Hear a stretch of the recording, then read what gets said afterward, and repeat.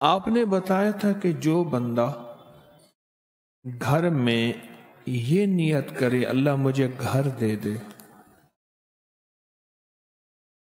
مجھے گھر دے دے، میں اس میں مصلی بناؤں گا نماز کے لیے۔ گھر نہیں ہے، اسباب بھی نہیں ہیں، حالات بھی نہیں ہیں، اللہ غیب سے اس کو گھر دے دیتا ہے۔ وہ صاحب کہنے لگے کہ میں نے یہ نیت کی کہ اللہ مجھے گھر دے، میں اس میں ایک جگہ چھوٹی سی 2-3 جائے نمازوں کی، 4 جائے نمازوں کی، اس کو میں مختص کر دوں گا، مخصوص کر دوں گا کہ میں نے یہاں مصلی بنانا ہے۔ کہا کہ میں نے یہ نیت کر لی، اس نیت پہ رب کا نظام دیکھیں، اس نیت پہ رب کا نظام دیکھیں۔ کہا کہ مجھے گھر مل گیا۔ پھر ایک عجیب بات اور کہی، یہ کہا کہ میں نے آپ سے درس میں سنا تھا کہ یا اللہ مجھے گھر دے، میں مہمانوں کی نیت کرتا ہوں، مجھے گھر دے، مہمانوں کی نیت کرتا ہوں۔ کہا میں نے مہمان کی نیت کر لی، اللہ مجھے گھر دے، اور میرے پاس کوئی اسباب نہیں تھے، مہمان کی نیت کرتے دعا کرتے رہا، کرتا رہا، اعمال کرتا رہا، اللہ سے مانگتا رہا، اور اللہ پاک نے پھر ایک اور گھر دے دیا۔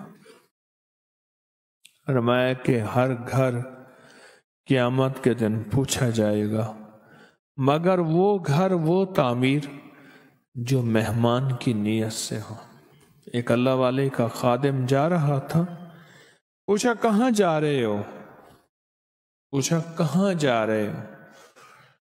تو عرض کیا حضرت گھر کا سامان لینے جا رہا ہوں۔ میں کیوں جا رہے ہو؟ کہ گھر میں ضرورت ہے۔ فرمایا گھر کی نیت نہ کر، مہمان کی نیت کر لے۔ یہ جو مہمان کی نیت کر لے گا پھر گھر والے بھی کھائیں گے، اور اگر کوئی مہمان آ گیا تو وہ بھی کھا لے گا۔ اور پھر فرمایا کہ یہ قیامت کے دن اللہ کے ہاں اس کی پکڑ اور پوچھ نہیں ہوگی۔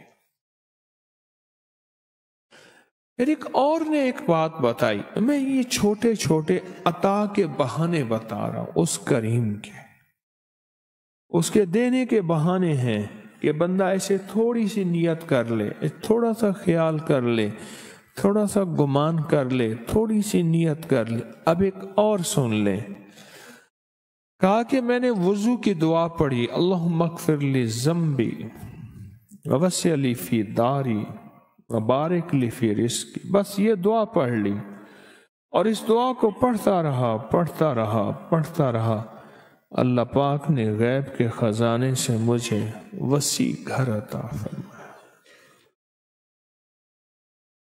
اس شہنشاہ کے دینے کے بہانے ہیں، تو جب وہ دینے پہ تیار ہے تو ان چھوٹی چھوٹی چیزوں کے ذریعے اس کریم کی رحمت کو متوجہ کریں، اس کریم کے فضل کو متوجہ کریں، اور اس کے کرم کو متوجہ کریں۔